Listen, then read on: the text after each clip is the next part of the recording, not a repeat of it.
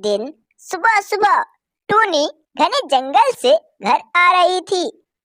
तभी रास्ते में गोलू कबूतर अपने घर को रिपेयर कर रहा था। चिड़िया उसको देखी, फिर उसके पास गई। कहती है कि ओ भैया, कि आप मेरे भी घर को थोड़ा रिपेयर कर देंगे? मुझको घर बनाना नहीं आता। गोलू कहता है कि हाँ बहन, मैं कर दूंगा, लेकिन तुम इतने दिन कहाँ थी?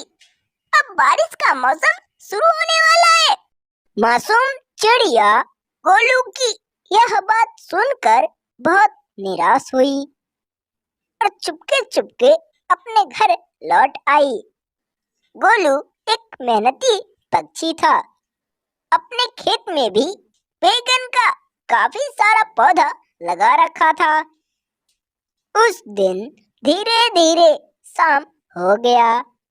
जंगल के सारे पक्षी लगभग सो चुके थे। टूनी उस आम पर बैठी हुई थी।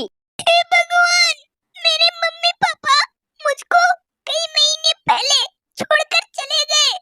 अब मैं इस जंगल में अकेले रहती हूँ। अगर मेरा घर नहीं बना तो इस बारिश में तो गिर ही जाएगा। फिर मैं कहाँ रहूंगी? हे भगवान। टूनी बेचारी बहुत रो रही थी। फिर अपने घर में चली गई। अगले दिन जब सुबह हुआ तो झिमझिम बारिश हो रही थी। जंगल के कुछ पक्षी भोजन की तलाश में इधर-उधर भाग रहे थे। टूनी को मालूम चला तो उठकर कहती है कि हे भगवान, अब क्या करूं? बारिश भी तो शुरू हो गई।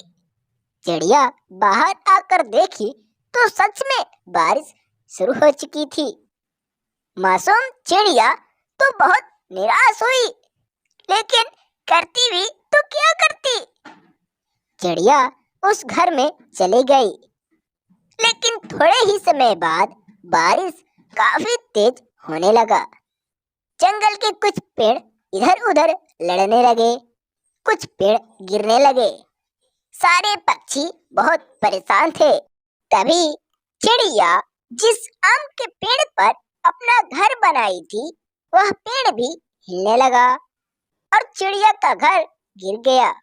मासूम चिड़िया उस घर से बाहर आई। हे भगवान, अब क्या करूं? मेरा घर भी गिर गया। इतनी तेज बारिश में मैं कहाँ जाऊं? बेचारी टुन्नी बहुत रो रही थी।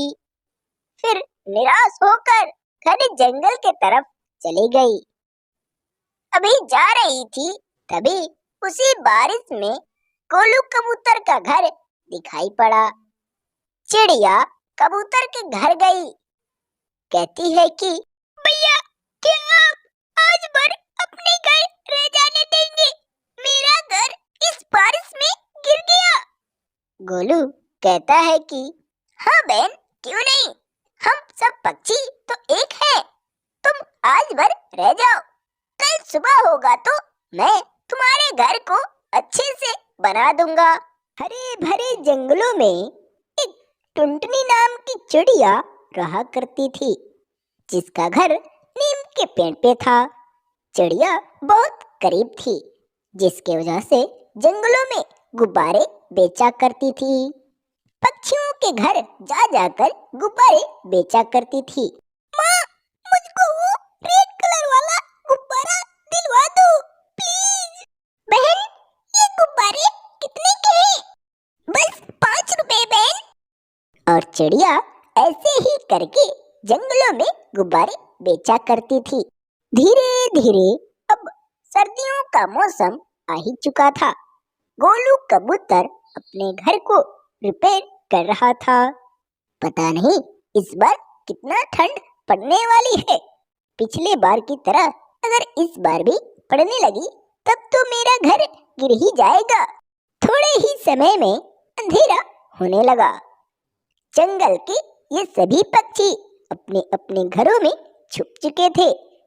टुनटुनी चिड़िया जंगल से गुब्बारे बेचकर घर आ चुकी थी।